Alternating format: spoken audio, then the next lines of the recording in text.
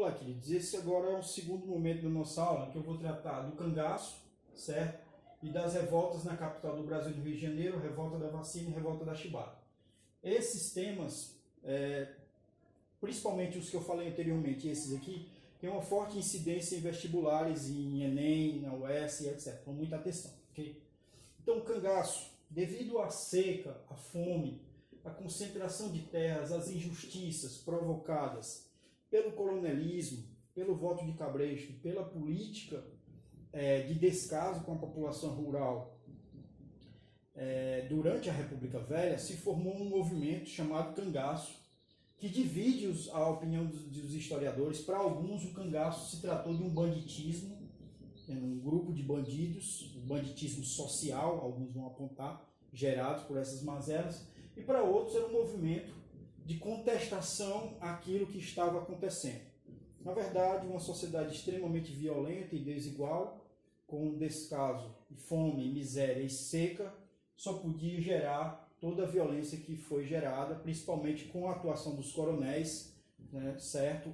Massacrando parte da população, e daí a revolta dos cangaceiros contra os coronéis, né? Essa revolta contra os coronéis, onde eles saíam, saqueavam diversas fazendas e etc., e praticavam todos esses atos de violência. Os principais, tem Curisco, né, Antônio Silvino, mas o principal cangaceiro conhecido é Lampião, a história de Lampião e de Maria Bonita, que acabou, né, o cangaço logo após, ainda no governo Vargas, quando mataram Lampião, acabou o cangaço, ele diminuiu em sua atuação, certo?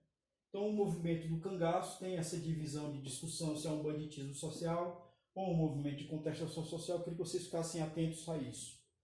As revoltas na capital do Brasil, eu destaco duas revoltas urbanas, vou chamar assim, porque ocorreram no centro do Rio de Janeiro. A primeira, a revolta da vacina, que ocorreu em 1904, no governo do presidente Rodrigues Alves e com o prefeito do Rio de Janeiro, Pereira Passos, que tinha uma proposta de transformar o Rio de Janeiro numa Paris, numa cidade de progresso, numa cidade de uma civilização, de uma reforma urbana que saneasse a cidade, né, em relação, inclusive, a medidas sanitárias devido às grandes epidemias que ocorriam, de varíola, febre amarela, peste bubônica, várias doenças assolavam a população do Rio de Janeiro.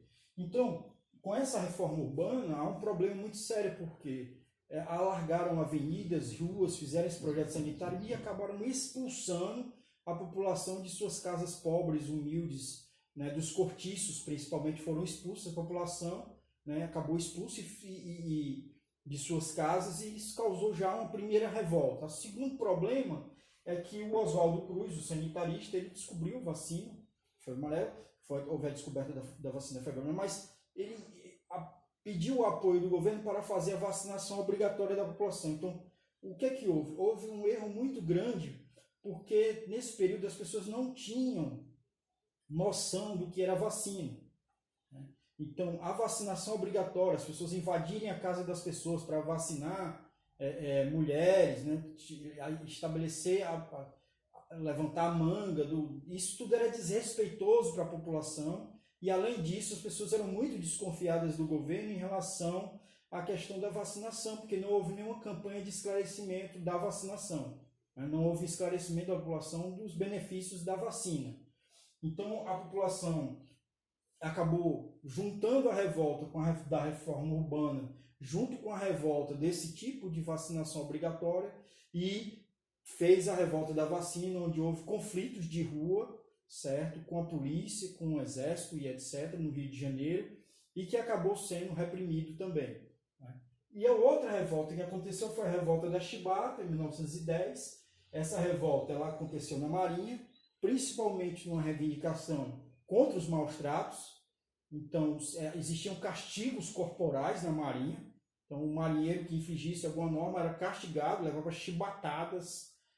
Então, esses maus tratos, os baixos salários fizeram com que os marinheiros se sublevassem, tomassem um couraçado e apontassem os canhões direto para a capital federal.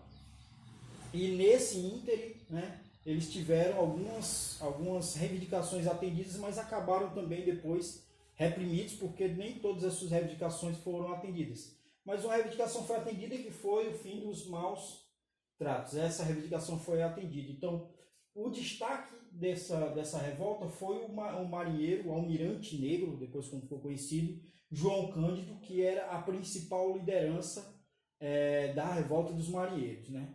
É um episódio importante porque é um negro marinheiro que lidera essa revolta, e depois o João Cândido acabou, inclusive, anistiado desse processo todo, em 1912.